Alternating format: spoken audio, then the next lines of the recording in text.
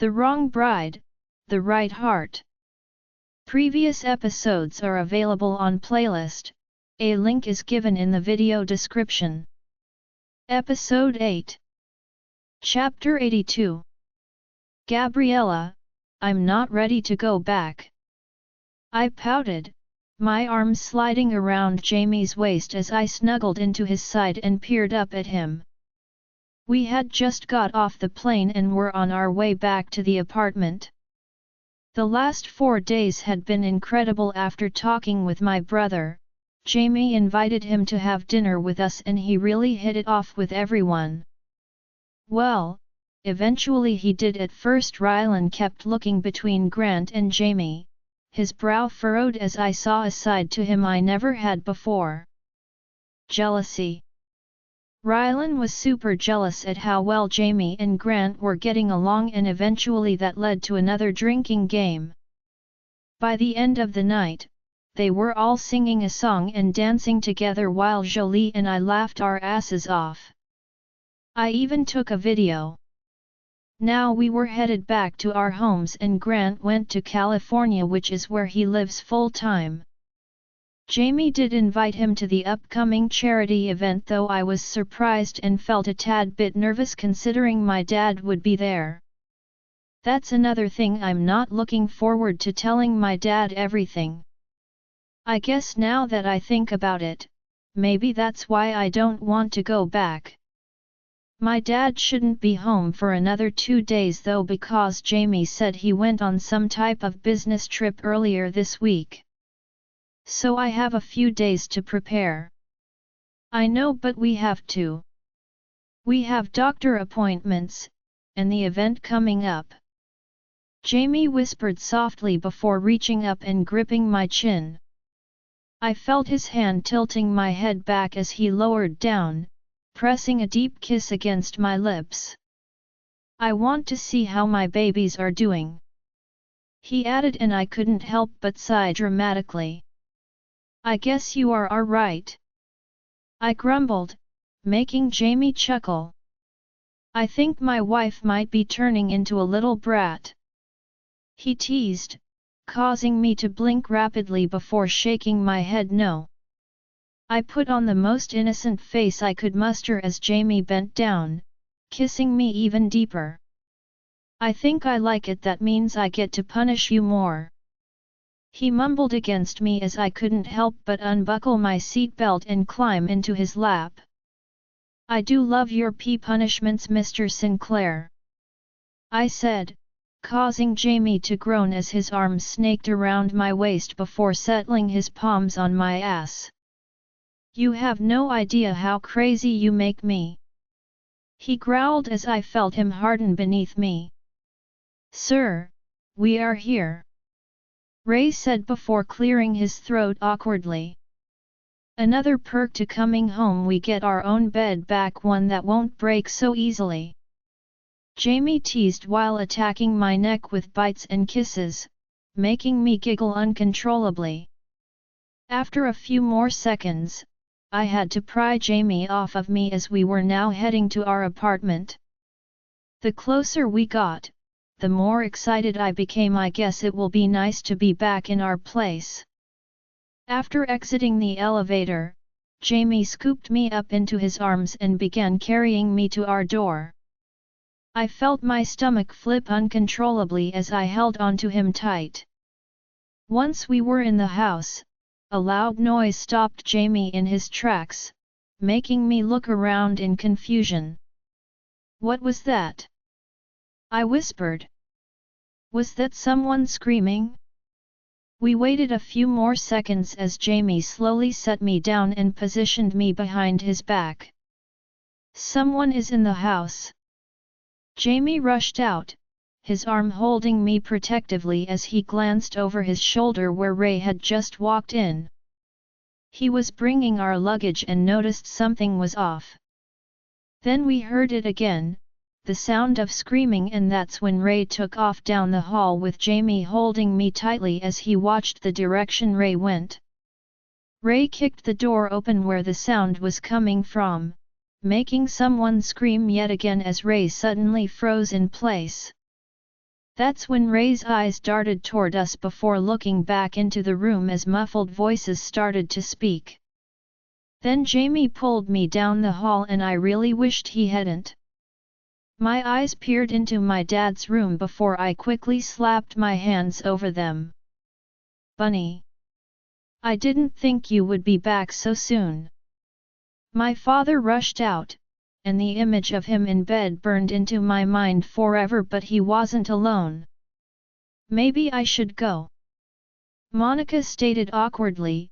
The fact that she and my dad were together made my brain turn into mush as I didn't know what the heck to think. Let me walk you out. My dad rushed out and I heard them start to whisper to each other as Jamie pulled me back, guiding me blindly. No way was I risking losing my sight over this. I think I'm scarred for life. My dad and Monica. Monica from downstairs. Welcome home, Gabriella, we will talk soon. Monica suddenly whispered beside me as I slowly opened my eyes and saw her sauntering away wearing one of my dad's shirts. I didn't realize you two would be back already. My dad stated awkwardly as Jamie led me towards the kitchen. I didn't bother to tell you considering you were supposed to be in Portland for the next 2 days.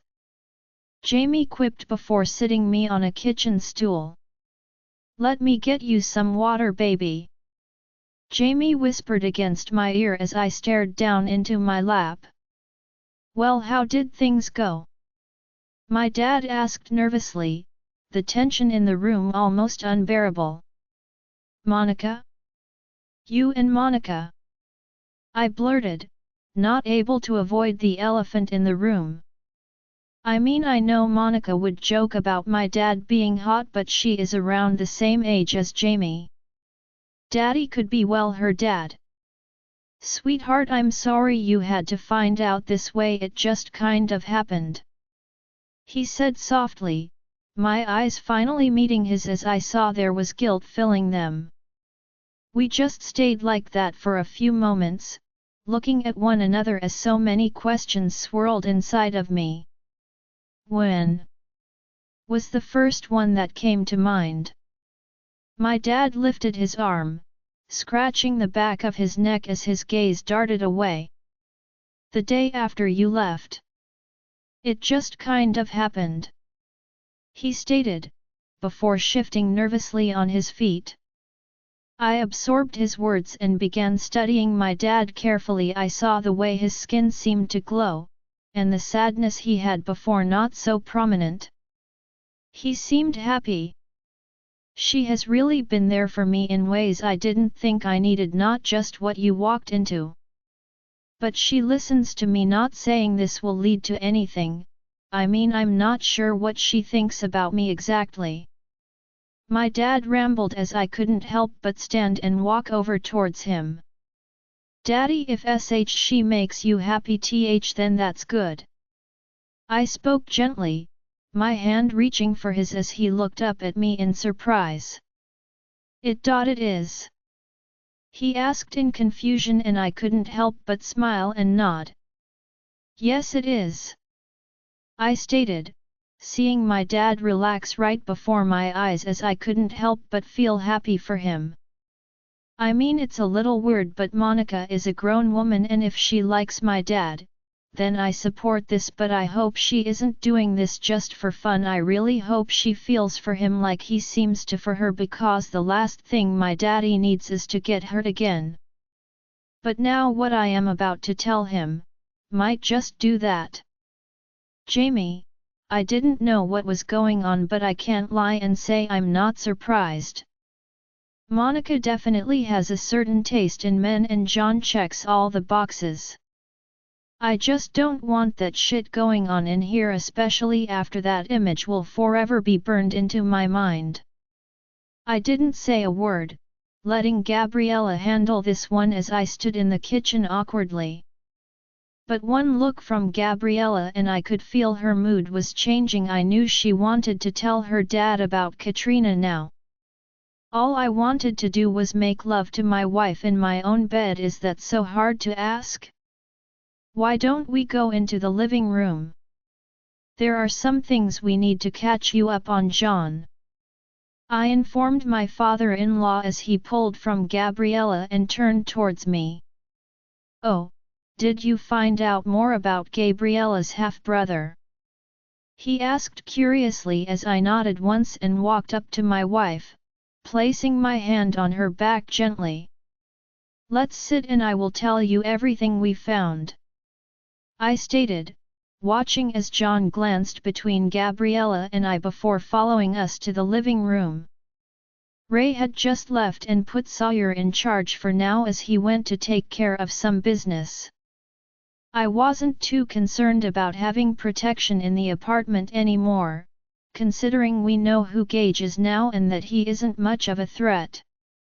So I might even just let the guys have a few days off after this, until the charity event at least. I sat on the couch beside Gabriella as I wrapped my arm around her waist protectively. John took the seat across from us and for a moment I felt at a loss for words. I didn't exactly know how to start this conversation. It was definitely going to be a tough one. Well, as you know, we weren't sure what type of threat Grant Easton was to us exactly. I began, my eyes glancing towards a nervous Gabriella as she chewed her lip anxiously. But we learned a lot in Aspen. In fact, he actually turned up in Aspen. John's eyes widened as a sharp gasp escaped him. He showed up. Did something happen? Why didn't anyone tell me? Does your father know? John rushed out, making me nod once. We did tell my father for security purposes only, and Gabriella wanted to tell you in person after everything we found out. I went on, causing John to scoot closer before clasping his hands together. What did you find out? He asked nervously. What I'm about to tell you might be upsetting and I want you to try and hear the whole story first, I stated firmly, trying to show just how serious this was going to be. It turns out that we learned about how the fire had started. Grant had seen the articles about Gabriella and the treatment she had received. He decided to send some men over and try to scare Regina. Well, one thing led to another and apparently Regina started the fire in defense. She believed her life was in danger and she seemed to have snapped. I just told it like it was, seeing the shock form on John's face as Gabriella leaned forward and gripped his hand tightly. So the fire, Regina started it, he whispered, making me nod my head as I saw John lift his hands before rubbing his face. But he threatened her?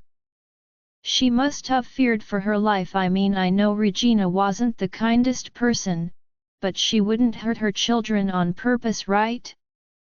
She wouldn't do that to them. John rushed out, and that's when I felt my jaw twitch.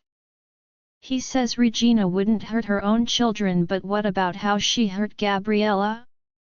I have no doubt in my mind that when Regina lit that fire she was thinking of no one else but herself. She didn't give a shit about her kids or mother for that fact. Why else would she cover the house in gasoline and strike that match?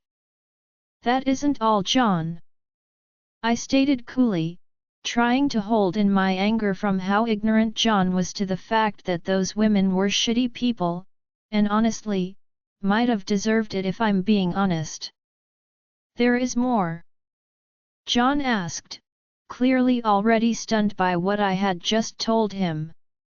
Yes, and what I'm about to tell you might seem unreal, but I can guarantee that we have seen the proof to back it up, I added, knowing this would be hard to convince John if we didn't have the proof.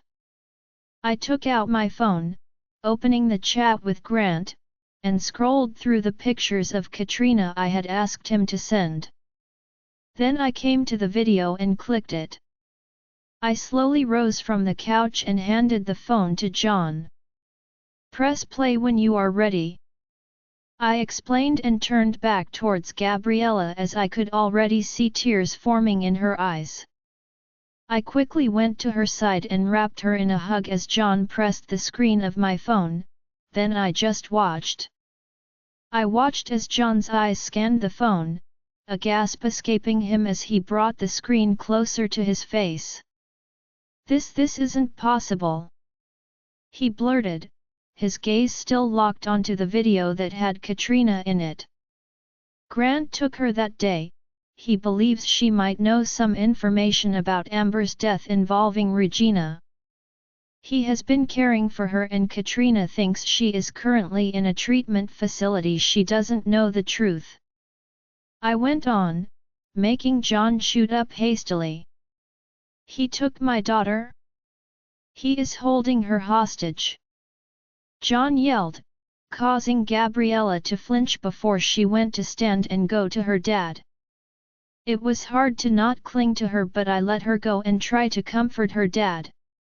"Yes, he did take her, but he is not holding her hostage. We will be making arrangements in the next month or so to have her transported back to New York, but right now, her condition is too fragile to have her moved." I explained what the doctor had told me just yesterday. "We now have been in contact with all the staff that has been caring for Katrina. She really does have the best care. Grant wasn't lying." "Bullshit. How can we trust this guy? He killed my wife. My daughter. He made me think my other daughter was dead and then he tried to take Gabriella." John exploded, causing Gabriella to grip his arm before peering up at him worriedly.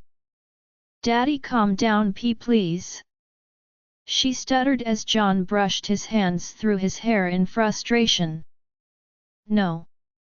I want to press charges against that man. I want my daughter back home where she belongs and I want you to never speak to him again," John boomed while glaring down at Gabriella and making her eyes widen.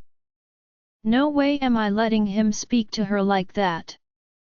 John, I know this is upsetting to you, but please refrain from using that tone of voice with my wife or you will be having a problem with me too," I snapped, causing John to breathe heavily as I pulled Gabriella away from him and into my arms.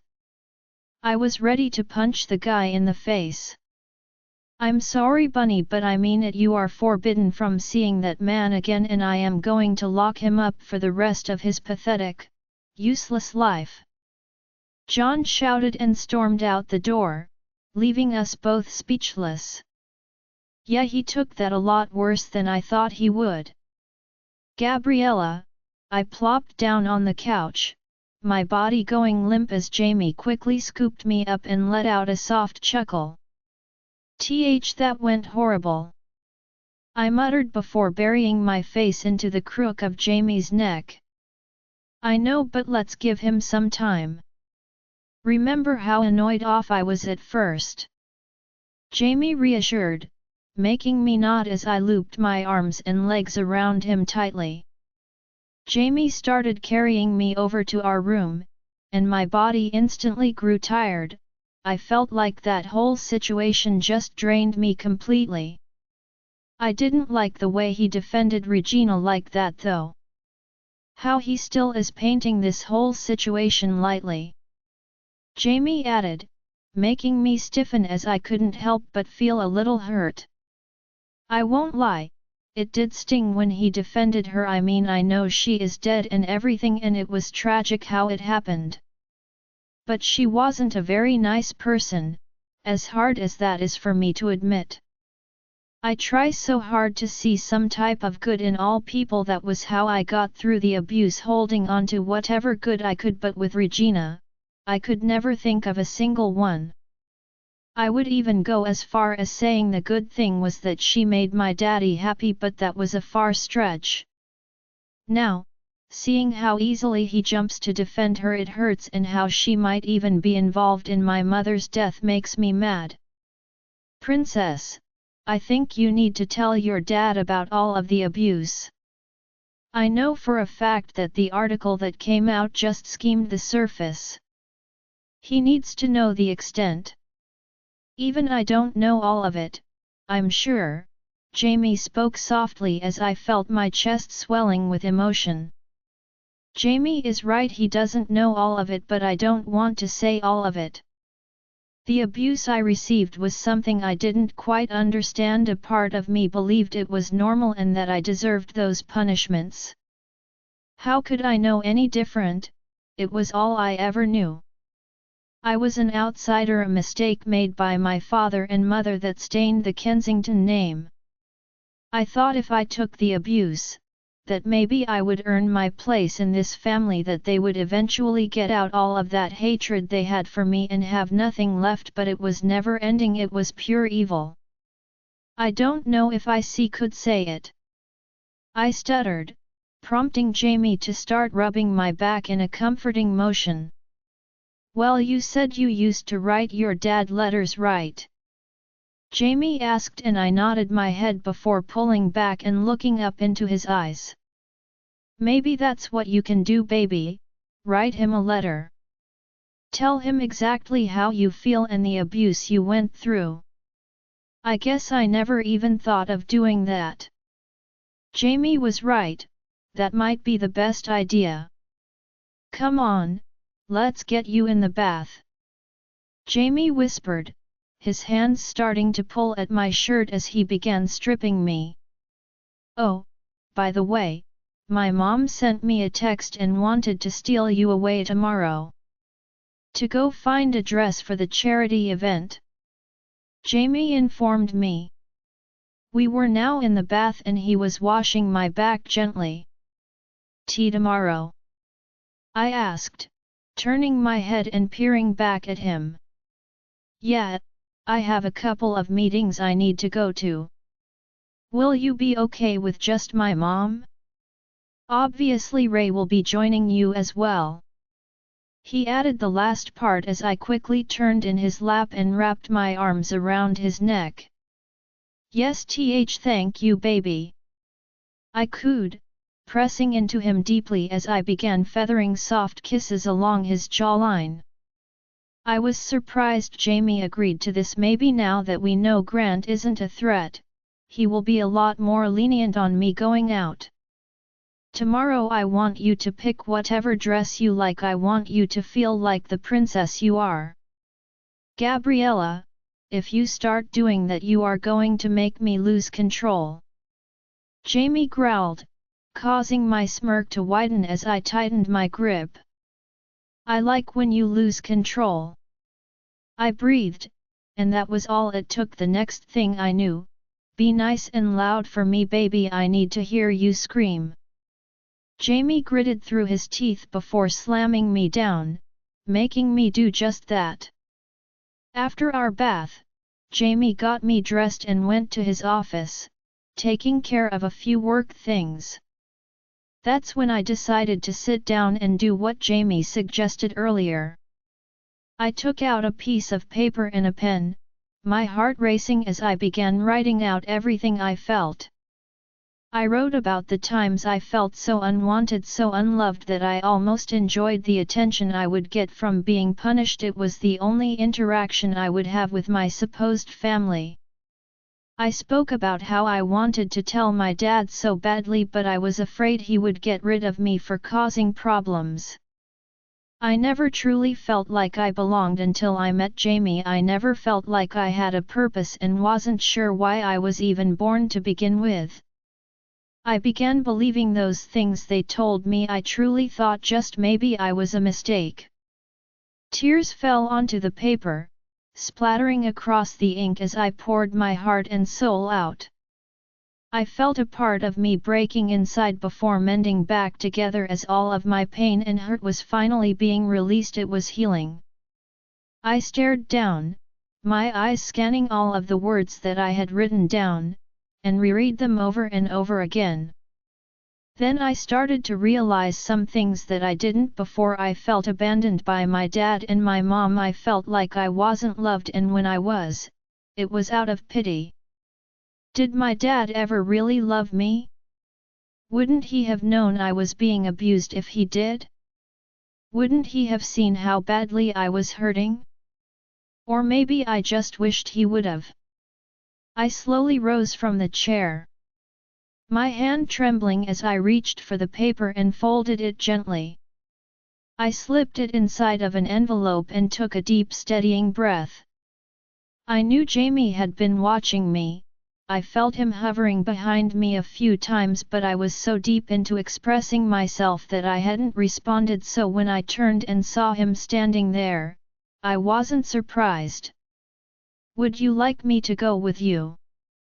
he asked, prompting me to shake my head no as I gripped the letter tighter. "I better do this on my own," I said shakily, making Jamie's brow furrow as he let out a sigh. I know it was hard on him to not be there with me, but I really did need to do this alone. "Okay, I will start making dinner for us," he stated, placing a kiss against my forehead. I turned away from him, walking towards my dad's room as I felt my heart hammering in my chest. I know this might not be the best time to do this, but I felt like I can't hold it in any longer. I need to start healing with or without my dad, and this right here was going to decide what path I take. "Gabriella," I knocked on my dad's door, my fingers gripping the letter tightly behind my back as I waited on bated breath for him. This was definitely the most nerve-wracking thing I have ever done. I know my dad has been through the ringer with all of this stuff and I didn't want to pile on, but I can't hold it in any longer. "Bunny? Is everything okay?" My dad answered. His eyes were bloodshot and it looked like he might have been crying. Maybe this wasn't such a good idea. I opened and closed my mouth a few times, trying to come up with the words to say as I felt frozen in place. "Gabriella, what's wrong?" my dad asked more firmly, and that's when I slowly pulled the letter out from behind my back. It was either now or never, I can't chicken out. I wrote something. My stutter came out full force as I tried not to tremble. My dad's brow furrowed before his gaze landed on my hand, seeing the white envelope. "A letter?" he asked softly, making me swallow hard before nodding as he gently took it from my hand. "Why don't you come in and sit down?" Dad offered while stepping to the side. I glanced back towards the kitchen, wondering if I should have had Jamie do this with me when I took a deep breath and stepped into the room. The silence between my dad and I was almost deafening as I took a seat on the love seat across from his bed. My eyes wandered the room carefully. Jamie had a decorator come in to paint the walls since pink probably wasn't the most desired color for a man in his late 40s. They were now a sage green color with cream accents. I sat on the couch, my fingers folding together as my stomach tied into knots. I'm not sure if it was from the pregnancy or just because I was nervous, but I felt like I could throw up. "Would you like some water?" Dad asked, and I shook my head no. My father watched me carefully before sitting in a chair across from me and gazing down at the letter. His finger traced the seal as he let out a sigh.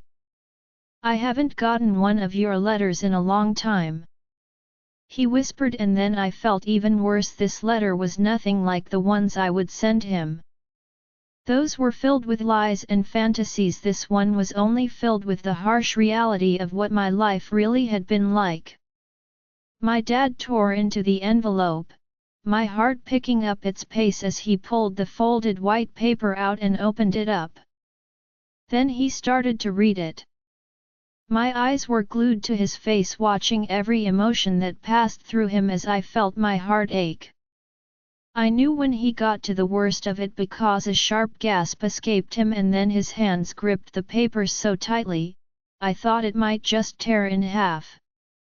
I didn't go into full detail on some things, wanting to keep what little dignity I had left, but what I alluded to was more than enough. Things like being fed spoiled food and getting sick all over myself and having to stay like that for hours. That's why you can't sleep in the dark? She locked you down there for hours. My dad finally spoke, my eyes dropping to my hands as I nodded slowly. Why did I feel so embarrassed? It's not like I did it to myself. And Regina, He began and I nodded yes again. Katrina, had she hit you too? My dad asked coldly, making me shake my head no. Not really. I whispered, my voice sounding so weak as my dad suddenly stood. His hand gripped a glass on the table as he threw it at the wall, causing me to jump when it shattered. Then to my surprise, he came towards me, his hand reaching out as my first instinct was to flinch. I hated that I flinched. Gabriella. He choked out my name. I am sorry. I stuttered, and what my dad did next shocked me. My father dropped to his knees, his hands trembling as he reached for me. How could I have failed you so horribly? How could I have brought you into that type of place when you already suffered so much? He whispered, placing his palms against my cheeks as I felt tears spilling from my eyes. I placed you in the hands of a monster, my little girl, my sweet little girl. What have I done? He breathed, his hands stroking my face and hair as he stared at me with wide broken eyes. I don't deserve to be your father. He added, making me snap my gaze to his. I was just as bad as them. I abandoned you. I left you there and let them do this to you. He went on, and I didn't know what to do or say because it was true. I felt abandoned. I was a small girl who had just witnessed her mother's death. Then my dad dropped me off in this new place and left. I'm not saying he didn't love me because I know he did, I know he does, but he needed to do more. He needed to care for me, he needed to be there for me, and he wasn't. He failed me. Can you ever forgive me? He suddenly asked, panic now replacing that sorrow. I looked down at my hands, wringing them together as I let out a shuddering breath. I knew I wouldn't be able to say this out loud, so I decided to use sign language instead. I think I need some time. I realize now that I was so desperate for any type of love and affection that I didn't care how I got it. I moved my hands smoothly, watching as my dad began absorbing what I signed. After hearing what you said about Regina, and how you are still defending her, it hurts, so I wanted to tell you everything. I went on to explain as my dad hung his head in defeat. I have been so blind. I should have seen the signs. No more lies. I shouldn't have ignored the signs. I shouldn't have listened to Regina's lies and went with my gut instead. He said a lot more angrily now. What they did to you, it wasn't right, and I'm ashamed that your own flesh and blood treated you this way. That Cecilia and Katrina were involved too. He added, surprising me by this.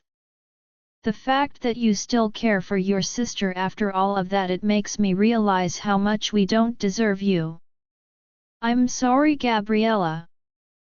My dad apologized again and I just nodded my head once. I think it's best we take some time apart. I managed to get out, seeing my dad fill with hurt as he backed away a little, giving me some space. I understand.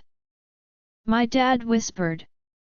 I felt horrible for doing this and I never thought I would be able to honestly, but I think my dad needed to stay somewhere else for the time being. It's okay, sweetheart, I know how hard this must have been for you. He added, making those tears start falling once again as I nodded my head and tried so hard to hold it in.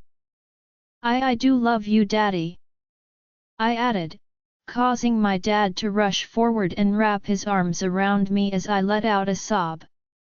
"I know, Bunny, I know you do, and I love you too, even if I haven't shown it in the best way. I love you more than anything in this world," he added, making me cry even harder as we both just held onto one another tightly. "It will be okay, I promise I will make this up to you. I promise I will become worthy of your love. I will become the father you have always needed. I swear, Bunny, with all that I am," my dad declared as I just nodded and gripped him tighter. I hope it's true, because honestly, I thought what he was giving me before was enough, but now that I met Jamie, I realize what true love really is, and I think I deserve more from my dad, and I hope he keeps his word. Because I do love him, but now, I don't need him to survive like before. Now I am much stronger, all because of Jamie Sinclair, the man who saved me. "Gabriella, I love you too, baby, bye," I said before hanging up with Jamie and looked over right as Teresa began walking towards me. We had just gotten to a small cafe that was down the street from the dress shop we would be going to. "Here you go, sweetie, decaf caramel latte," my mother-in-law stated while handing me the delicious-looking drink. I swear my stomach growled in approval the moment I saw it. "So, what did my sweet and overprotective son have to say?" she asked playfully as I couldn't help but laugh. "He was just making sure we got here okay." Even though I'm sure Ray had already told him, I couldn't help but glance over towards him as we made our way to the door where he just so happened to be standing. Of course he was. "He sure takes after his father," Teresa grumbled while taking a sip of her iced coffee. "Was Robert like this too when you were pregnant with Jamie?" I asked curiously. I loved hearing Teresa tell me stories about when Jamie was younger and how his life was growing up. "Oh God, yes, I swear I almost lost it a few times. You are a much more patient woman than me," Teresa whispered the last part before winking at me as I let out a giggle. Robert wasn't always the ruthless CEO type. In fact, when I met him, he actually owned a motorcycle, she explained, and I swear my jaw dropped. He was kind of a bad boy. His dad was a businessman and Robert fought against that role for a little in the start. We were just teenagers at the time though. But I sure did love that man. She spoke softly, her eyes seeming to fill with emotion as I peered over at her carefully. I have noticed that look a lot lately, especially when she mentions anything about Robert Sinclair. But enough about those men. Today is a girl's only day, well, besides Ray, but he couldn't. She whispered to me before looking back at Ray, who was now smirking. "How is my daughter-in-law feeling? No more morning sickness?" Teresa asked excitedly as I shook my head no and sipped at my drink. "Not anymore. I think I got lucky," I said while placing my hand on my stomach, feeling my small bump. "I think you did. I swear you are already glowing too," she complimented, making my cheeks warm as I couldn't help but smile. "Jamie said the same thing this morning. That's why I was almost late meeting up with Teresa, because he wouldn't let me leave the dang room. I think he was also a little worried about how I was feeling with my dad leaving last night and stuff." But surprisingly, I felt like a weight had been lifted off of my shoulders. Like whatever anxiety I had been holding in was released after writing that letter. Of course I cried in Jamie's arms for an hour after Daddy left, but I will blame the babies and my hormones for that outburst. Have you ever been to a charity ball before? Teresa asked as I thought about it for a minute. Maybe once, I stated, remembering I did go to some type of event when I was 12 when my dad was visiting. I was so overwhelmed by the big crowd that I swear I clung to him the entire time. So I don't remember too much.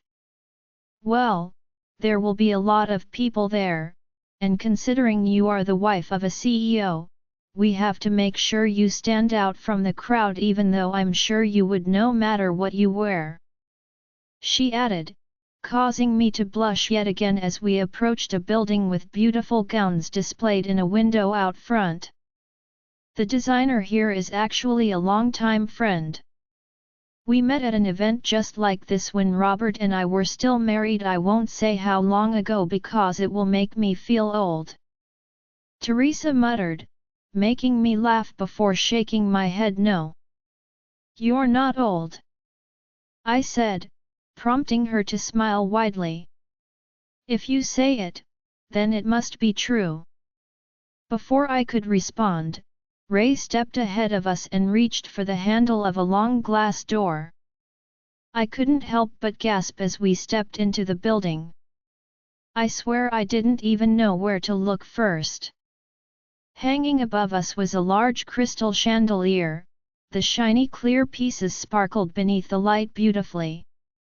The walls were a soft lavender color with white trim and gorgeous vases filled with flowers were placed perfectly in each corner. But what impressed me the most were the gorgeous dresses displayed all around us. Teresa, darling, a woman with a French accent said happily. She had long black curly hair and beautiful mocha skin. She wore a light yellow pantsuit and pulled it off flawlessly. Alice, thank you for getting us in so last minute. Teresa greeted the woman before they kissed each other's cheeks smoothly. Of course, anything for my beautiful friend. And this must be Gabriella? Alice asked before turning her attention towards me. Yes, this is my daughter-in-law, Gabriella Sinclair. Teresa confirmed as the woman came to me next and greeted me the same way. I tried not to panic and just stood there while she did the kiss thing. I just didn't want to screw it up. Ah yes, and you are expecting? Correct. The woman asked and I just nodded my head yes. Beautiful, congratulations. Thank you. I smiled softly and watched as Alice turned to lead us through the store. We have a few other customers here currently, but I have a private room prepared for the both of you in the back. Alice explained while Teresa took my arm and looped it with hers. I couldn't help but smile at her as my stomach flipped excitedly. As we passed by all of the elegant dresses, I was reminded of Paris and our time in France. The shops were very similar to this. But I was way too intimidated to enter those ones. It was nice just to look though. Suddenly we heard a loud voice, making us stop as a woman in front of us seemed to be in some type of heated discussion. I booked this room months ago, she said in annoyance, and my heart stopped. I knew that voice. I had heard it at my old home many times before. Janice Elliott, she was a friend of Regina's and would come to the house often with her daughter Aviana. Aviana was the same age as Cecilia and they went to the same private school together I believe. I knew this day would probably come, that I would eventually run into these people considering we are technically in the same circle now. These were the type of shops I'm sure Regina and Cecilia always went to. So of course they would be here, but why today of all days? Mrs. Elliot, we called yesterday and explained that we needed to reschedule. A small woman stated, making Janice scoff. Is there a problem here? Alice spoke up, causing all the attention to turn towards us now as I looked away quickly, hoping they wouldn't notice me. Yes, we requested this private room months ago. I was promised I would get it today and this woman won't let us back. Janice snapped, making Teresa sigh as she stared at Janice in disbelief. Then I felt it multiple pairs of eyes burning into me as I tried so hard to stay still and seem invisible. I guess it wasn't working very well, because what I heard next made my stomach drop. Gabriella Kensington, is that you? Gabriella, you are Gabriella Kensington, isn't that correct? Janice asked again, much more rudely this time. I couldn't help but let my mouth fall open as I struggled to speak. That's the mute freak, Mom, it has to be her. Aviana whispered to Janice loudly, not even trying to be discreet about it. I peeked over at Teresa, her face hardening as she glared at this woman standing before me, but the moment she looked at me my stomach dropped. Teresa looked at me with empathy, her hand sliding to my back in a comforting motion as a feeling of helplessness started to rise. Then I glanced around me. The sneers I usually saw when being around Regina's crowd filled Janice and her daughter's faces when I balled my hand into a fist. No. Not this time. I'm not going to let them see me as some burden that was cast upon my family. Some homewrecker's daughter who ruined that facade of a perfectly good marriage Regina had painted. No. I was not Gabriella Kensington any longer. I was not that weak mute girl whom they could look down on. I was stronger now. Sinclair, I am Gabriella Sinclair. I stated proudly, my back straightening as I swear. Janice and Aviana's mouths dropped open. They were dumbfounded, and the fact that I spoke seemed to leave them speechless. Wow, that felt good. I turned to Teresa and smiled softly. Shall we? I asked, my arm tightening around hers as she nodded once before smiling back brightly. Let's go find you a dress, my beautiful daughter-in-law. She added, and Alice stepped around the two women who seemed to be frozen in place while we walked past them with our heads held high. Before reaching the door to our private room, Alice stopped momentarily while turning slightly and looking back toward Janice and her daughter. Oh, and ladies, I'm sorry, but we seem to be all booked up. You might want to try another store. She said firmly, making Janice snap out of that trance. Booked up? For how long? She gasped. Indefinitely. Alice stated before turning back around and walking into the private room she had for us. I watched as Janice's face paled and I couldn't help but smile softly. I'm not usually one for revenge, but wow, was that sweet. I'm guessing those used to be friends of Regina. Teresa asked as we went towards the couch Alice had led us to. I nodded my head and watched as Teresa rolled her eyes. It was kind of funny to see her do that. Of course they were. I know a lot of women like that, and sadly their daughters turn out just like them. She grumbled. And then I have to deal with them. Alice chimed in, causing Teresa to laugh. Well, at least not those two anymore. Alice added, and I felt a little bad. Did I just cause her to lose 2 customers? Alice must have seen my guilt because she quickly waved her hands in the air dismissively. Oh, don't worry darling, I have wanted an excuse to kick those 2 out of my store for years. You have done me a favor. She added, making me let out a breath of relief. Now let's forget all about that and get you 2 some dresses.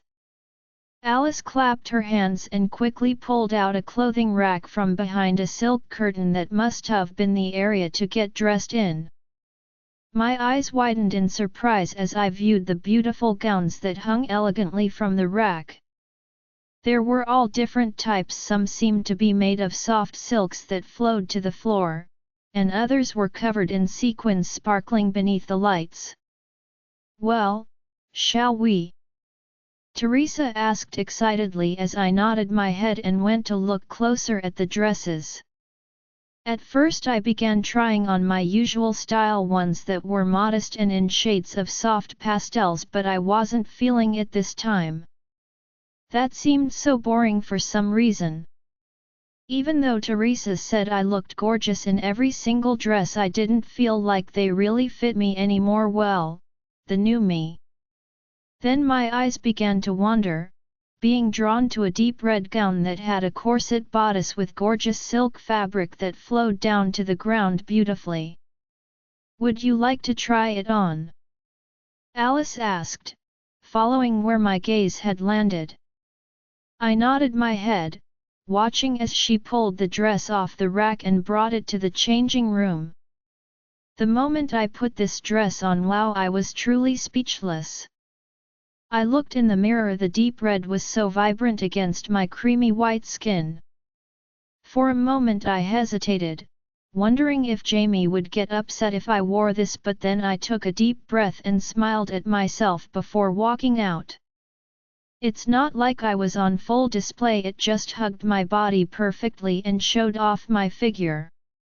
I stepped out of the dressing room, hearing a loud gasp as Teresa practically ran to my side. "Gabriella, you look stunning," she gushed, looking me up and down before taking my hand and turning me. "Jamie is going to have a heart attack," she muttered, making me giggle as I nodded my head in agreement. "Yeah, he just might." I had never worn anything like this out. Teresa studied me for a moment as her eyes sparkled with excitement before she turned to Alice. "This is it. We will take it," she declared, making me blink up at her in surprise. Thank you," I whispered, feeling my emotions rushing out in full force as tears sprung to my eyes. "Ah, beautiful girl, come here, sweetie." Teresa pulled me into a hug, her arms circling me tight as I cried against her. "It's okay, I know it's hard to keep it in." She laughed gently, making me nod as I pulled back and stared up at her. I felt her wipe away my tears as my heart melted even more. This outburst wasn't all from those pregnancy hormones, I won't lie. Coming here with Teresa, honestly, it was so touching and heartwarming because for a moment I get to experience what it would be like to have a mom. A real mom who cares for me and just wants to be by my side. That's another thing I have to be thankful to my husband for. He has brought me something I had always been lacking, a mother. "Come on, why don't we go get some pizza? There is an amazing place right down the block," Teresa added, making me stop crying as the mention of food perked me right up instantly. "Can I get cheesy bread too?" I asked while sniffling and wiping my cheeks. "Yes, you can get all the cheesy bread you can eat. My pregnant daughter can get whatever she wants," Teresa added, and those words took me back a little as tears started falling yet again. Well, despite all of the crying, I think today turned out pretty dang good. Now how am I going to convince Jamie to let me wear this dress? That will be a challenge all on its own, that's for sure. "Jamie," it was the day of the charity ball, and my gorgeous wife was in our bathroom getting ready. After taking a shower together and lathering her body in lotion, she finally kicked me out and left me to get ready on my own. The dress she got with my mom arrived today and she was now putting it on.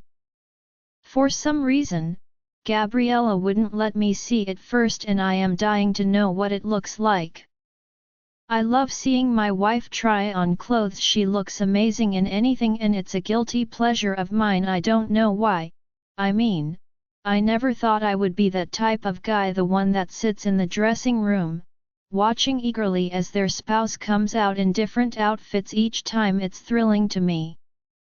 So when I finally heard the bathroom door unlock, I felt my heart race as the anticipation of seeing Gabriella hummed through me. I bet whatever she chooses to wear will look so beautiful and elegant on her. She always dresses pretty modestly. So you can imagine my shock when she walked out in this red gown that hugged her curves like a second skin.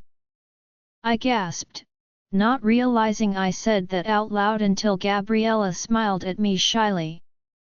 My eyes wandered up and down her body over and over again, not knowing exactly where to settle until I realized I was now mere inches from her. I let my hands reach out, my palms tracing the curves of her waist as I eyed her. I whispered and then I lost all control. I couldn't stop touching her, feeling that silk fabric beneath my fingertips mixed with her soft skin. I let my mouth drop to her bare shoulder and then something else kicked in, the realization that she would be wearing this in front of other people, like a lot of other people, a lot of other men to be exact. So you like it then? Gabriella's sweet voice trickled to my ears as I stiffened from her question. Like it? I love it, but I don't like the fact that other people would see her in it. I know I'm for thinking that way, but Gabriella is mine. She is my precious diamond and I don't want anyone so much as looking at her because I know what they will be thinking and I will absolutely hate it. Gabriella, I began, my voice firm as she suddenly pulled away before blinking up at me innocently. I wanted to look beautiful for you. My wife pouted. Was she gorgeous? I couldn't help myself. I dragged my hands up, cupping her beautiful face as I pressed my lips to hers desperately. Shit, how am I going to say no to her? I began kissing her even deeper, her sweet scent enveloping me as I tried to rein in the beast before I bent her over. Right here. Baby. Gabriella moaned, making me swallow it hastily as I wrapped my arms around her waist. I can't let anyone see you like this. You are mine and only mine. I growled like the possessive I have become. Was I going to force her to change? No. But I was praying to God she had some type of backup dress and would do it willingly. Jamie, I love this dress.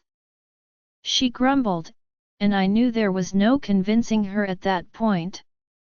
Besides, if you let me wear it, I promise to let you tear it off of me later. My wife added, prompting me to bury my face in the crook of her neck and bite down. Why wait? I asked, making her giggle before trying to push me away. Baby. She gasped, and I finally gave up. There is nothing I wouldn't do for this woman, and if she wanted to wear this dress that just might literally kill me, then I will let her, but she better realize I'm not leaving her side for one single second. Fine, but the moment we step foot out of that party you are done for. I grumbled, causing her to laugh again as my pants became very, very tight. Thank you, baby. She smiled at me, prompting me to kiss her yet again. I watched as she turned around and walked towards the closet, my eyes settling on her. That dress is something else. I'm going to have a boner all night long, aren't I? Before I could think about how to fix that, there was a knock on the door and I knew it must have been Ray. You may come in, I informed him as I saw he was wearing a nice suit and bow tie. Sir, the car is ready, he informed me just as Gabriella walked out of the closet carrying her purse. I swear Ray's eyes almost popped right out of his head as he looked my wife up and down slowly. Ray, we will be out in a moment, I barked, seeing Ray look away quickly and nod his head once before turning and leaving in a hurry. Be nice, Gabriella whispered beside me before grabbing my arm with her small hands as I just looked down at her and pouted. If one guy hits on you, I'm going to lose it, and it better not be Rylan. I grumbled, knowing I might just punch him again if he did. Luckily he seemed to have gotten the message since last time, so he should know better, but then again it is Rylan. Come on, let's go before I change my mind. I sighed and peered down at my wife as she lifted on her tiptoes before placing a sweet kiss on my cheek. How does she still make me this nervous? I swear I had butterflies since the moment she walked out of the bathroom. I'm going to need a better one than that, I stated in a husky tone. Lust filled me as I gripped her chin firmly. My head lowered down, bringing my lips closer to her as I stood there for a moment, waiting for my kiss. I felt my wife lift on her toes yet again, her hands gripping my arm tightly as she crashed her mouth to mine, kissing me passionately. Better? She asked before pulling away. Much? I breathed, feeling my head spin from how seductive my wife was right now. Before, just her innocence alone was enough to turn me on, but this was something else, and I didn't know how to handle it exactly. There was a new confidence behind her actions, something I hadn't seen yet, and it was driving me crazy. We better go now or I might just call the whole night off, I stated seriously, and I meant it. If we didn't leave right this second, we weren't going to go at all. Gabriella nodded and I wrapped my arm around her waist, my eyes settling on that small bump she now had. My pregnant wife all mine. I really was the luckiest man on earth, and tonight a lot of people were going to realize that tonight, and I hope they give her the respect she deserves, because if one person is rude to Gabriella, I think I might snap. Jolie, I let out a sigh, my eyes gliding across the crowd standing before me as I couldn't help but feel deflated. Another charity ball that I was attending with my parents. Even Rylan found a date, some girl he met through one of Mom's friends or something. I mean, it's kind of my own fault, but after pining after Jamie for so long, I'm just exhausted. I have no motivation to go out there and look, and the guys my mom keeps introducing me to, oh God, they are all the same. Some wealthy heir who claim to be ready to settle down and start a family, and yet I saw them just this past week on page 6 for the 4th or 5th time in the midst of a scandal. Sadly, no one my age seems to want the same things as me, and what that is exactly, I guess I'm not sure anymore. I just know that I want something like what Jamie and Gabriella have, that instant connection where you don't doubt a single second that they are the one for you. But that seems rare, and with my luck the person made for me is probably off somewhere in Antarctica or something. Sweetheart, stop slouching, you're going to make your dress wrinkled. My mother whispered into my ear, causing me to fight the urge to roll my eyes. Don't get me wrong, I love my mother dearly, but she grew up in the South, a society where manners and image are everything. I even had to do the whole debutante ball thing. Of course I wanted Jamie to escort me. Now looking back, I can't help but feel so pathetic for how long I held on to that man. Maybe I should just give up men altogether. Oh look, here come the Hernandez family. My mother informed me, and I couldn't help but stiffen. My gaze slowly rose, settling on Mateo Hernandez as I saw his stupid face smirking at me widely. I couldn't stand Mateo, hated his guts, because even though I pined after Jamie for most of my life, Mateo was the one who took my virginity. It happened a few years after high school. Jamie and my brother were coming back from college during winter break, and I was so excited to see them. Well, Jamie more than Rylan. But when they got to the bar we were meeting at, Jamie came with a girl. Someone that he had been seeing just for only a week or so. I guess she kind of invited herself from what Rylan said.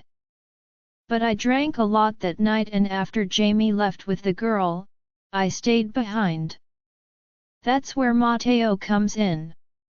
I thought he might be able to help me move on from my crush, but no, if anything he pushed me closer to Jamie. The morning after we had sex, which was my first time, and I did tell him that, he pretty much told me to get out of his place and said his girlfriend, yes, his girlfriend was on her way over. I felt humiliated, the fact that I had to do the walk of shame after losing my virginity. I hadn't been with anyone since. Jose, Maria, it's nice to see you again. My dad suddenly stepped forward, his hand shaking Mr. Hernandez's firmly. You remember our daughter, Jolie, correct?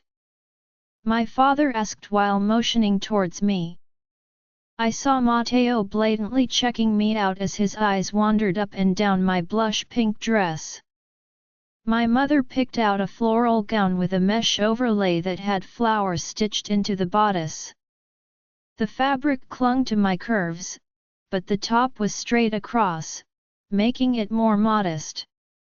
Then I put my blonde hair up in a neat bun, showing off the diamond earrings that my father had bought me for my 18th birthday.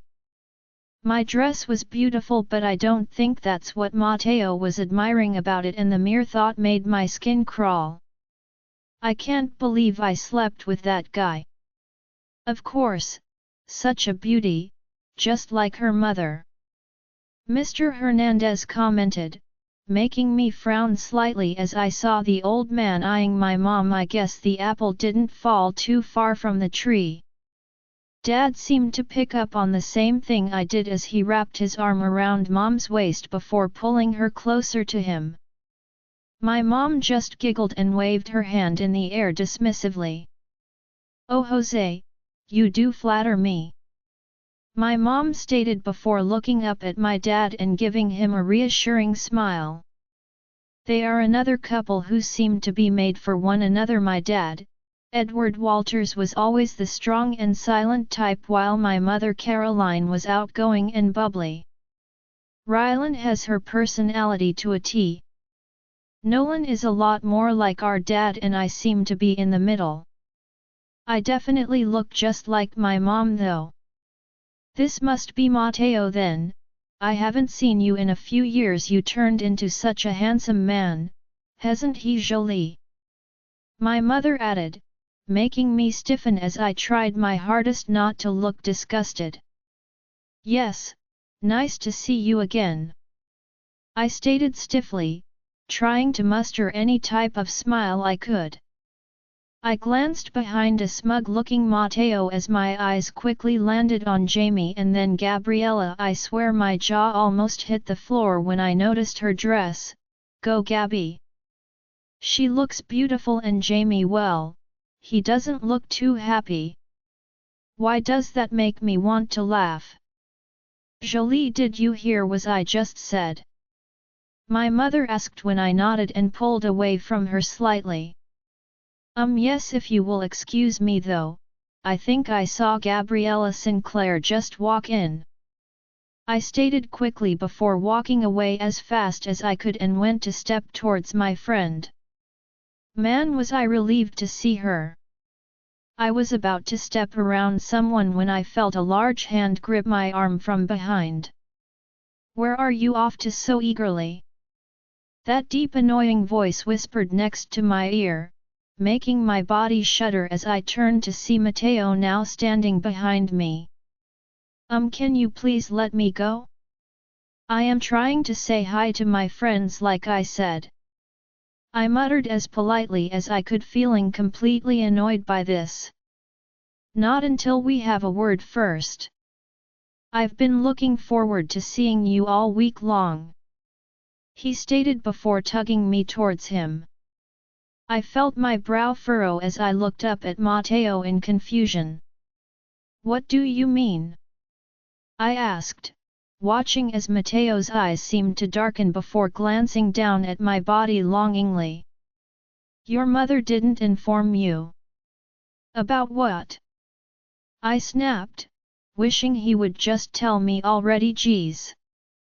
She wanted to see if we would be a good match for a possible engagement. And if you do exactly what I say, maybe you will get lucky. From what I remember, you weren't a bad, but that's expected for the first time. Matteo explained, causing my mouth to fall open as I quickly dug my heel into the floor, yanking my arm away from his grasp. Nice try, but no thanks. I'm sure you can find some other girl who would be more than willing to do whatever you want, but it won't be me. I laughed, finding this whole situation hilarious as Matteo clenched his jaw, making it tick. Oh yes, it will be. You are coming with me, Jolie, whether you like it or not. Matteo hissed, making me blink rapidly as he was about to reach out for me again when a tall brown-haired stranger stepped between us, shocking me. Yeah, I don't think she wants to go with you.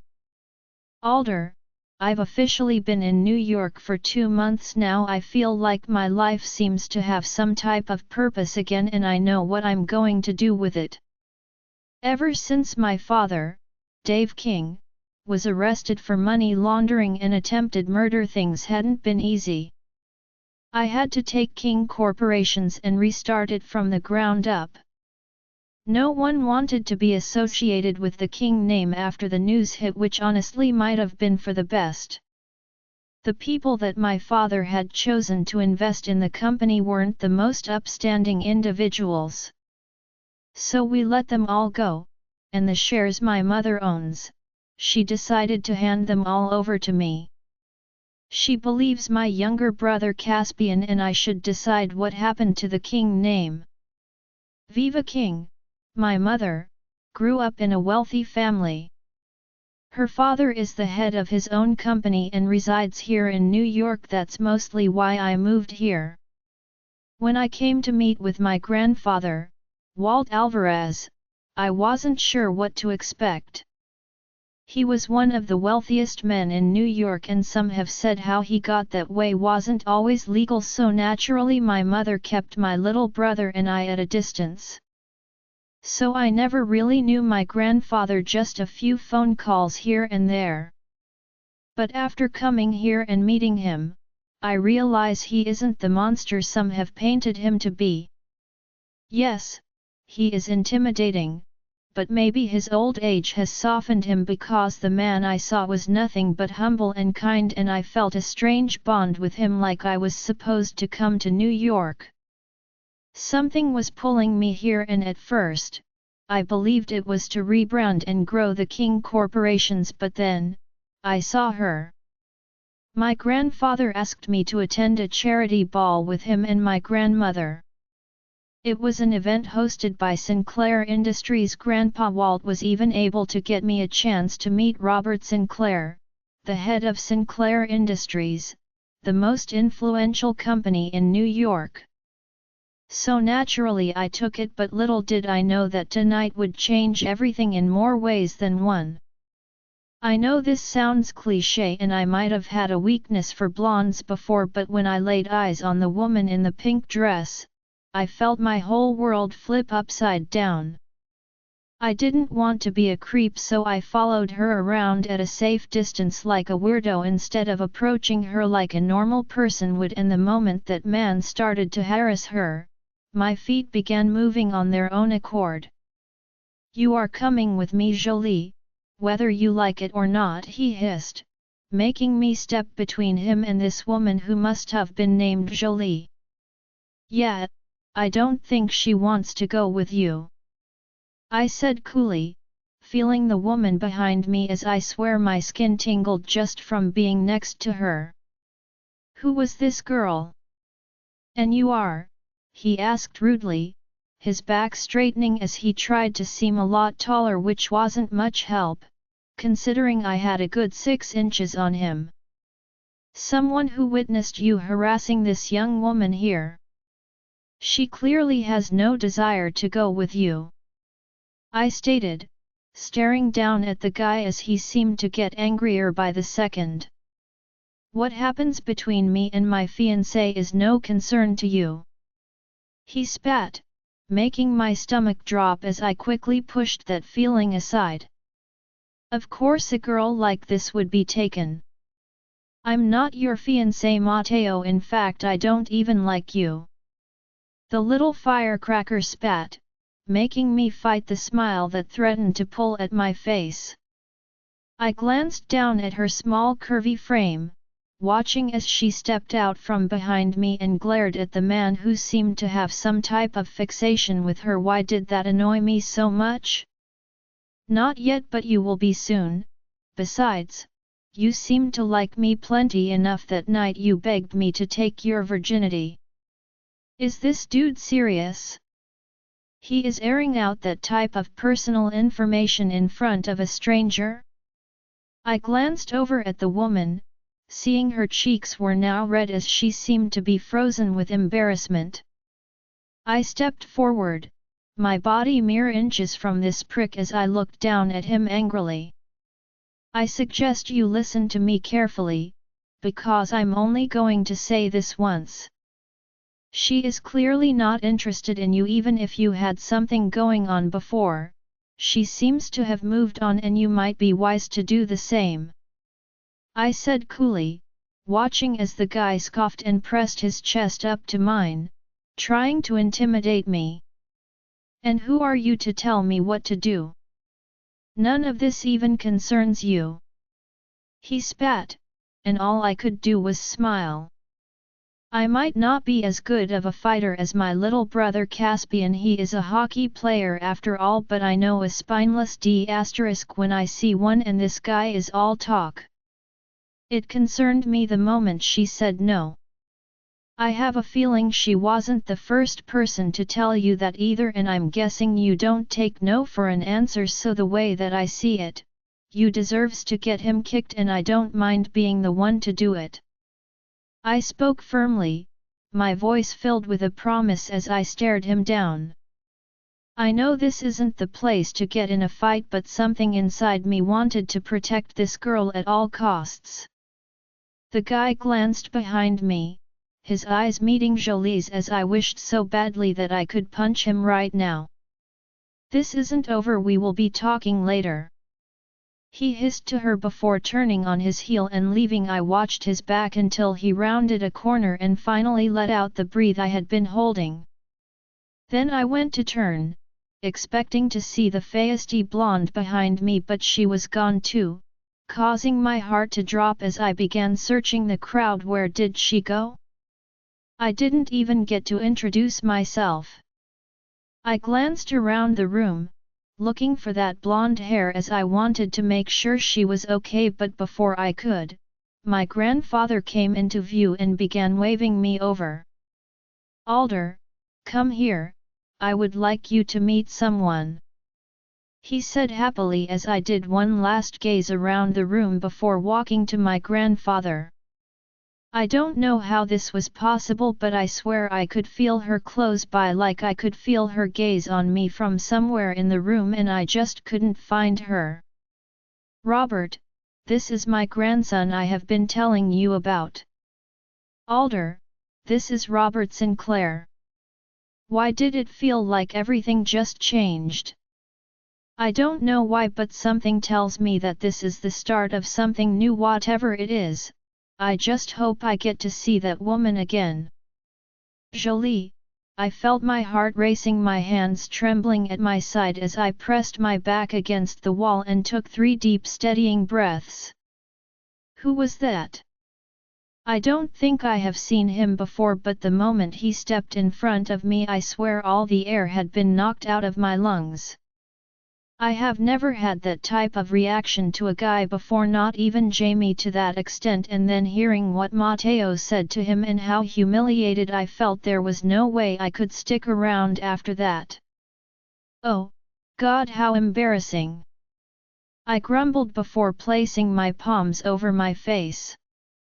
I didn't even get a good look at his face, but the way his voice affected me alone, I knew for a fact that it was probably for the best I hadn't. I let my head fall back, hitting the wall gently as I closed my eyes and tried to compose myself. Maybe Jamie knows who he is, considering he was practically running this thing. Ugh, how could my mother try to set me up with him? A possible engagement? Seriously, yeah, I'm going to have a couple of words with her after that one. She is going way too far now. I pushed myself off of the wall, my eyes peeking around the corner as I scanned the room carefully, and that's when I saw him. It was like a magnetic connection, my gaze locking into him as he outstretched his arm before shaking Mr. Sinclair's hand firmly. I studied the stranger's profile, the way his brown hair was pushed back and how his lightly tanned skin made me swallow hard. He was pretty tall too, even taller than Jamie. He was absolutely gorgeous. Suddenly I saw him start to look around, prompting me to duck back behind the wall before biting my lip nervously. Yeah, I have definitely not seen him before. I peeked out again, realizing he was gone now as I felt my stomach drop. Where did he go? I mumbled to myself, and that's when I got the fright of my life. Who? A deep voice whispered beside me, making me shriek. Geez, chill, Joel. Rylan laughed, making me frown as I started smacking his chest. You scared the shit out of me. Why are you creeping around back here? I asked my brother suspiciously, making his eyes narrow as he looked me up and down slowly. I should be the one asking you that. Who were you talking about, Joel? He asked, making me blink rapidly as I quickly cleared my throat. I was hiding from Mateo. Not exactly a lie, right? Oh God, please tell me she didn't. Rylan groaned. She did. Why don't you just tell her that he is an ass? Rylan began, making my eyes widen. No way am I telling Mom that. I rushed out. Only knew about what happened with Mateo because I came home crying and didn't realize anyone would be there. He basically bullied me into telling him, and afterward he offered to beat Mateo's ass.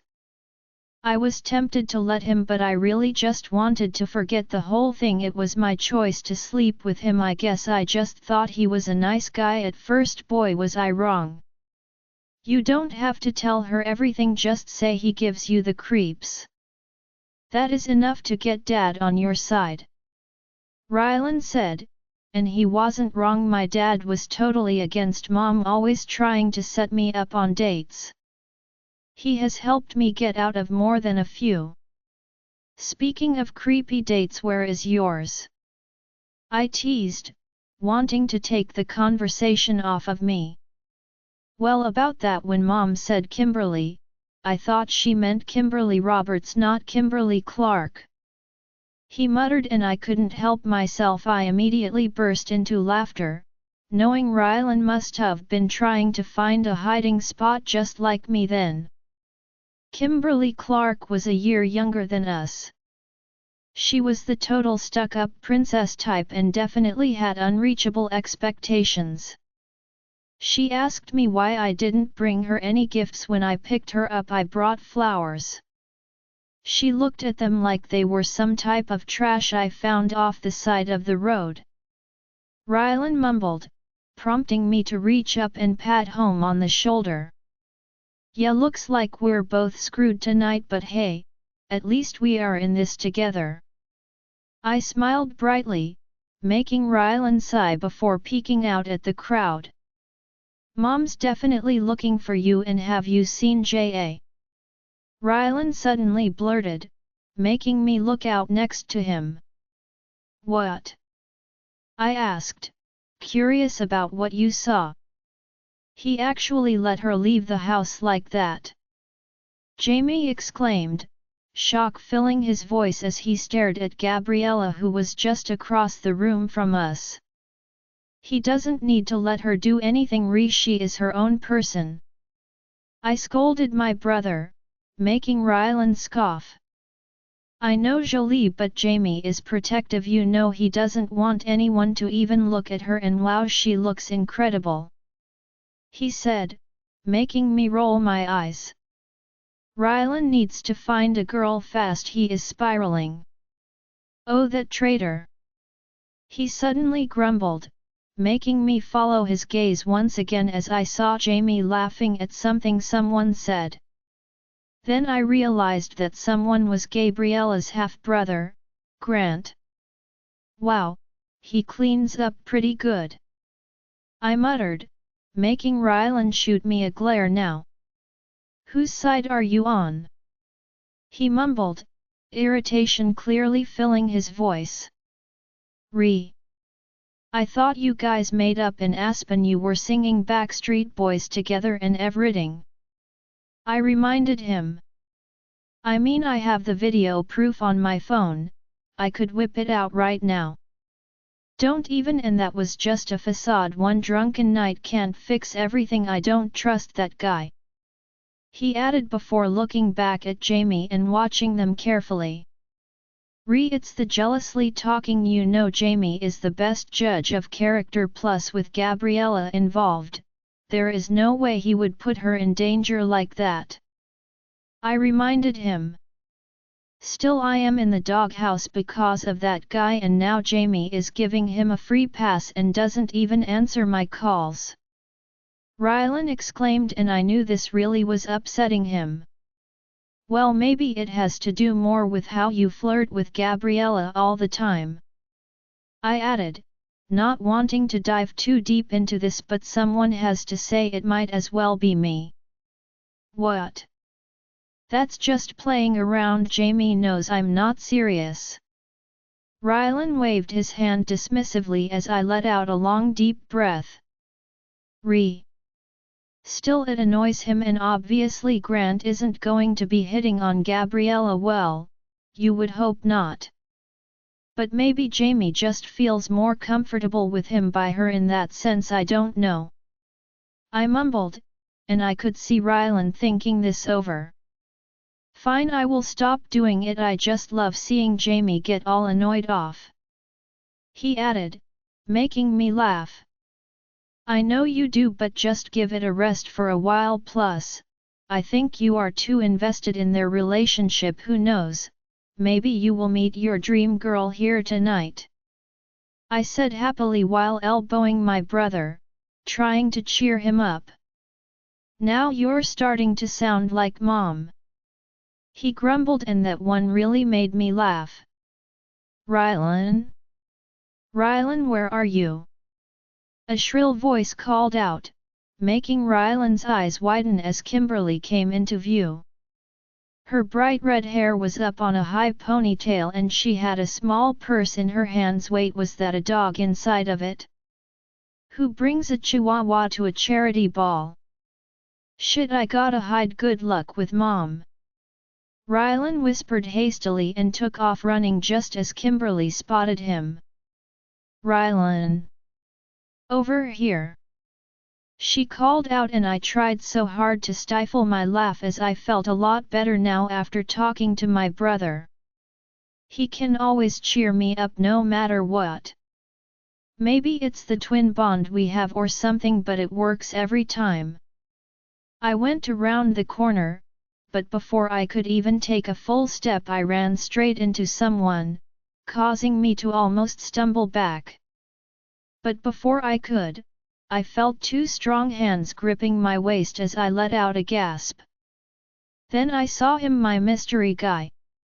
"Well, hello again," he said smoothly, making my stomach flip as I swallowed hard and just stared up at him like some type of idiot.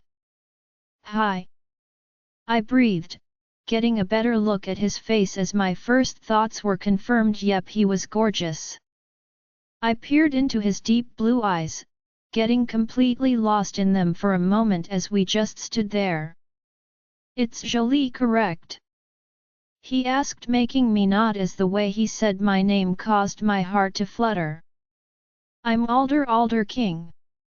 He rushed out, his hands sliding off of me slowly, making sure I was steady as I just stood there awkwardly.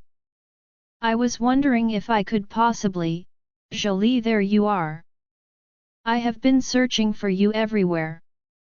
My mother rushed out, making me snap out of this trance as she quickly gripped my arm. Mother, I began, feeling embarrassed by her abrupt interruption. For someone who claims to have impeccable manners, she sure was acting rude right now. No time, we need to go take our seats, the event is about to start. Please excuse us, young man. My mom said to the handsome stranger who I knew was named Alder. Of course. He began, and before my mom even let him finish, she started pulling me away. Mateo has been searching for you. Why have you been hiding? My mother asked while dragging me away, but all I could do was glance over my shoulder. My eyes landing on those deep blue ones as I just stared at this man until a sea of people came between us. Why did I have this sinking feeling forming in my stomach the further my mother pulled me away? What was wrong with me? Gabriella, I smiled at the couple in front of me, their names already escaping me as I tried not to make it totally obvious I am so bad at names, and after meeting about 40 people in the span of 30 minutes there was no hope for me. Mr. Williams, this is my beautiful wife Gabriella. Jamie introduced me to another man who had white hair and a bushy beard. He reminded me of Santa. Oh lovely, what an absolute beauty she is too. The older man complimented, making Jamie grip my waist tighter as I swear I was as close to him as humanly possible. I could see the night was already wearing on him, and we hadn't even been here that long. I know the dress isn't making things easier, but I just love it so much and have gotten more compliments tonight than I ever have in my life, even though Jamie's are the only ones that matter. You look so beautiful. He would whisper, his hand traveling down to my lower back as I leaned into him. My favorite was when he bent down and kissed my bare shoulder. I swear when he did that, everyone else in the room simply disappeared. Which might be dangerous because with these hormones, and how handsome Jamie looks tonight, I don't want to accidentally make a scene. After a few more pleasantries, Jamie moved us along as I saw my brother approaching from across the room. He was carrying 3 drinks and trying not to spill them as he weaved through the crowd. I managed to hunt down a waiter so I didn't have to wait in line at the bar. He explained happily, making me smile as he passed me a champagne flute. Sparkling cider for you, he stated when Jamie eyed the drink suspiciously. Thanks, Grant, I said while smiling softly. It was weird after everything that happened in Aspen, Grant fit right into our lives so naturally well, besides with my dad that hasn't been fully handled yet. I know my dad is coming here tonight, and I am stressing a little about it, but Jamie told me not to worry and just enjoy myself, so that's what I'm trying to do. But I noticed Jamie and Grant seem to have really hit it off, like almost too well, and I can tell that might be upsetting Rylan. He hasn't said anything exactly, but I noticed him staring at Jamie from across the room earlier. He hadn't even come to say hi yet, so when I saw Rylan glancing over here once again, I started to sign at him from across the room. Come here. I signed discreetly, knowing Jamie was distracted right now. Rylan narrowed his eyes and shook his head no, making me frown. Where is Jolie? I haven't seen her yet. I asked, trying another tactic, but I really did want to see her. There were so many people here, but I thought I would run into her naturally by now. My mom was dragging her off somewhere, he explained, and I saw his eyes travel to Jamie once again. Just come say hi please. I signed, making Rylan sigh heavily as he began walking over, and halfway here, I noticed a red-headed woman attach herself to him, making Rylan frown. "Here comes Rylan!" I whispered up to Jamie, who was hovering behind me with his arm wrapped around my stomach protectively. Jamie glanced up, noticing Rylan approaching before a goofy grin settled on his face as he tried to compose himself quickly. "What is it?" I asked him curiously as Jamie bent down towards me, placing his mouth right next to my ear. "Rylan's date. Let's just say karma has a way of evening things out," Jamie whispered, confusing me completely as I eyed Rylan's date again. What did Jamie mean? She didn't look that bad. She was definitely pretty and had gorgeous long red hair. She looked pretty wealthy too, and then I saw her purse as a small head peeked out of it, making me gasp. "What is it? What's wrong?" Both Jamie and Grant asked at the same time, making me laugh. "A cute little pea puppy," I said while pointing at the bag. "Of course you would freak out about a dog," Jamie teased, his mouth pressing against my temple sweetly. Then Rylan came closer, and boy did he not look happy. "Kimberly, you look lovely this evening," Jamie said, making me frown. I could tell he had a mischievous tone in his voice, but I didn't like how he complimented another woman. I would look better if my date here knew how to dress properly.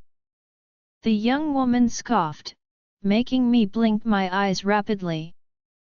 "That was kind of rude. I think Rylan looks nice." "What's wrong with my suit?" Rylan asked while glancing down at it. "I think that's part of the issue here. You don't realize what's wrong with it." The Kimberly woman laughed. "Okay, I don't like her. She might have a cute dog, but her personality is horrid. Just like Cecilia was. I wonder if they knew each other." "I think he looks nice. In fact, I'm pretty sure we are wearing the same suit but just a different color," Grant stated, causing Rylan to glance between them as we all realized they really were wearing the same suit. "Not sure I would be bragging about that," Kimberly muttered under her breath before flicking her red hair back. "So, will you be participating in the auction this year, Jamie?" Kimberly asked my husband, a seductive smile pulling at her lips. I narrowed my eyes at her, annoyance filling me as I leaned back into my husband before opening my mouth to speak. "No, my husband will not be," I said firmly, well, as firmly as I could. That's when the woman suddenly looked at me like she hadn't even known I was there this entire time. "Oh, who is this?" she asked in confusion, making me pull from Jamie. "Gabriella Sinclair," I stated, causing my husband to look at me in shock as I turned towards him, kissing Jamie deeply as I tried to make my point very clearly. "He was mine."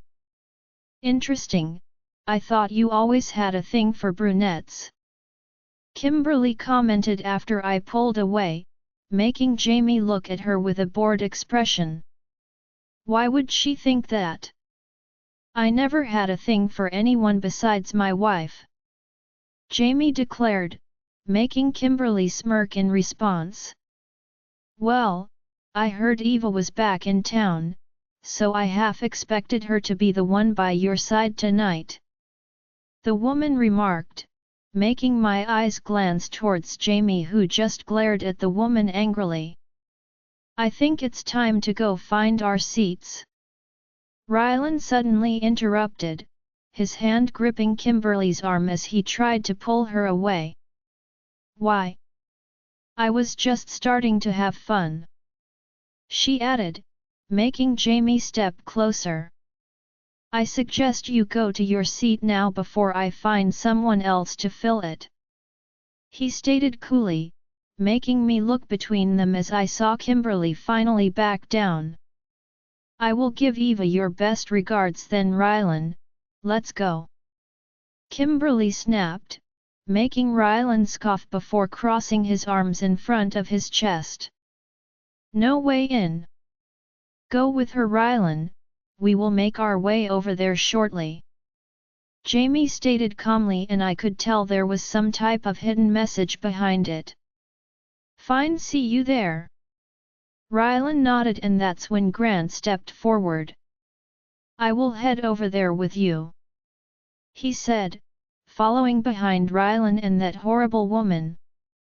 Baby, let's talk over here. Jamie whispered beside me and that's when my stomach dropped. What do we need to talk about? Did it involve that Eva woman? Had Jamie been in some type of long-term relationship with her or something? I don't remember him saying anything about her, but then again, we hadn't really talked about it. He did say I am the only woman he has ever loved, but that doesn't mean he hadn't been close to loving someone before. Oh God, why do I have a bad feeling about this? Jamie, I can't believe the audacity of that woman. It took every ounce of restraint in my body to not throw her out of the building right that very second. Of course I didn't want to make a scene considering this wasn't the time or place to react poorly, but the moment she gets to that table, she will be escorted off the premises quietly. One look at Ray, and he already knew the drill. At first, I found some humor in the situation seeing how annoyed Rylan was and the fact that he had been bragging about taking Kimberly Roberts to the ball all week, but in reality, it wasn't the one he thought, so I might have been egging him on a little, which I instantly regretted when I realized Gabriella had no clue who that woman was. I felt like a complete ass. Then Kimberly Clark had to bring up Eva, which I already knew she was back. I had known her whereabouts for the past 5 years. Mr. X informed me about her return and I have been keeping tabs on her since. The thing with Eva is we slept together when I was in college, but that's all it ever was. I never thought I would meet someone like Gabriella, so I just had casual hookups here and there, but Eva didn't want it to be causal. So I ended it, or so I thought.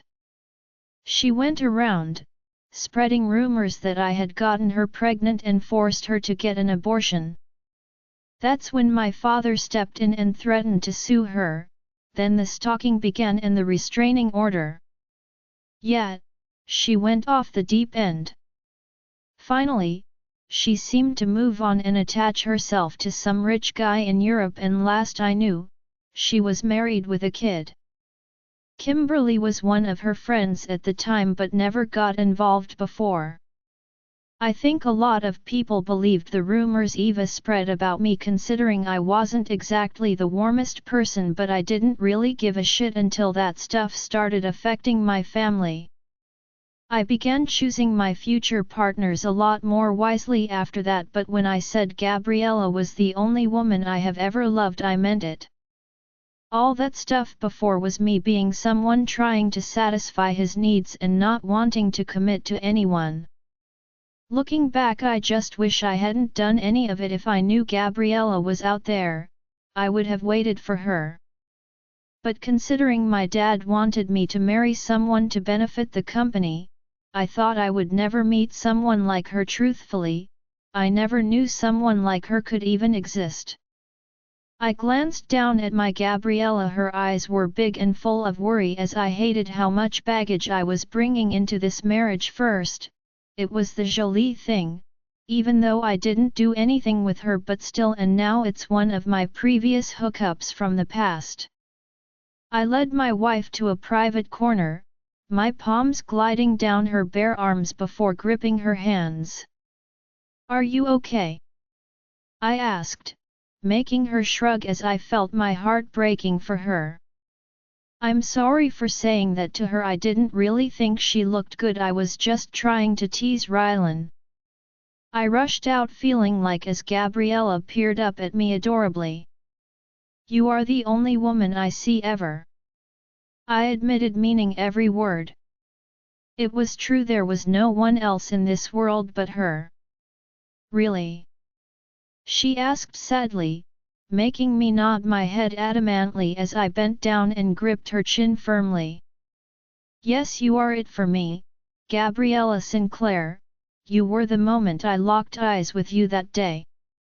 I confessed while searching her eyes as I saw them soften before I kissed her lips desperately. So please forgive me and that stuff about Eva. I began, making her stiffen beneath me. Yes, I did date her in the past, but it wasn't anything serious. Well, she wanted it to be and I ended it, and then, well, she didn't seem to like that. I eventually filed a restraining order on her and she moved on. So that's all, it was okay? I swear to you that you are the only one I have ever loved, there was no one before you and I wish I hadn't that I began, feeling guilty for my past as Gabriella suddenly reached up, pressing her palm to my cheek as I closed my eyes. Don't apologize for that, Jamie. It was the past, but it also led you to me.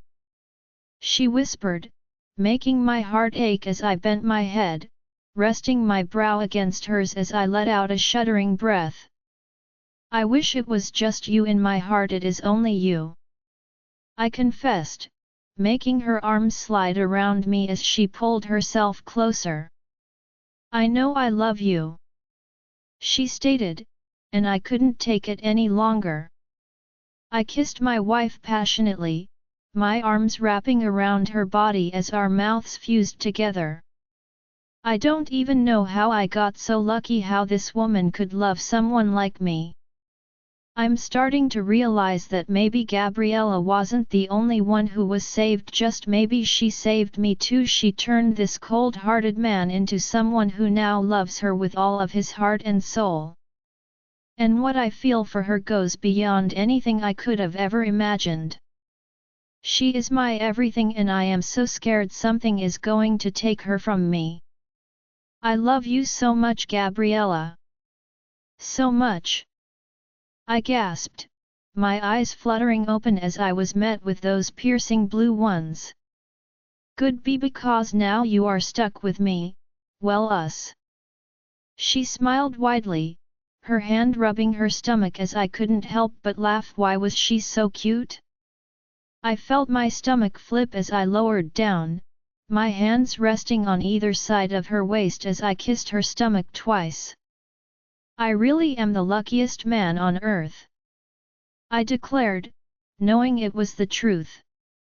Let's go find our seats, I'm sure my wife is very hungry by now, I added, making her pout before nodding her head eagerly as a chuckle escaped me. I slipped my arm around her waist, my eyes peering down at her as I couldn't help but admire her beauty. She seriously is the most beautiful woman here. Let's go this way, I whispered, my arm pulling her forward as I couldn't help but kiss her juicy red lips every few feet until we were close to the moving crowd of people once again.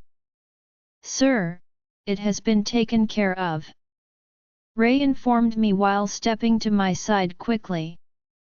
Good, did she put up a fight? I asked, making him nod once as I couldn't fight the smile that pulled at my lips. Why did that bring me so much satisfaction? Kimberly Clark was just an annoying spoiled brat to me before, but after seeing her attitude towards my wife today, I am going to make sure she remembers just exactly who it is she offended.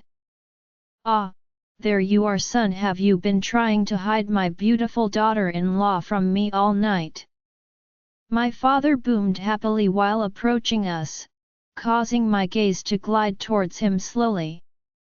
What I was met with caused my eyes to blink rapidly, as the woman I saw hanging off of my father's arm was the last one I would expect my own mother. Mom, I didn't realize you had already arrived, I stated awkwardly. She had on a silver gown with lace sleeves. She looked elegant and beautiful like always. "Your father picked me up actually," she said with a wide smile. "Oh well, you look beautiful," I added while leaning forward and kissing her on the cheek. Then Gabriella and my parents hugged, as my mom began asking Gabriella about how she was feeling. "Oh son, I spoke with the young man from that investment company I told you about. The rumors seem to be true. He was pretty honest about the situation at hand and I told him we would grab dinner one of these nights." My dad informed me as I nodded once.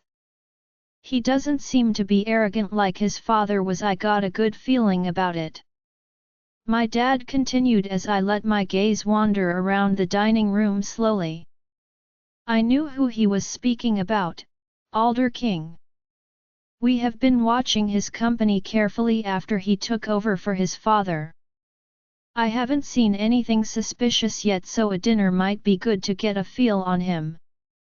"Okay, I will make it a point to introduce myself this evening," I said as the music started to play, signaling the dinner was about to begin. "Have you seen my father?" Gabriella suddenly asked, making Robert glance around before pointing over towards the far corner. "There he is, speaking with that young man right there," my dad stated, and when I spotted John, my eyes widened. "Shit, that was Grant he was taking to, yet I have a feeling this might not go so well." Join our Facebook and WhatsApp group for more updates, link is given in description. Rest audiobook will be continued in next episode.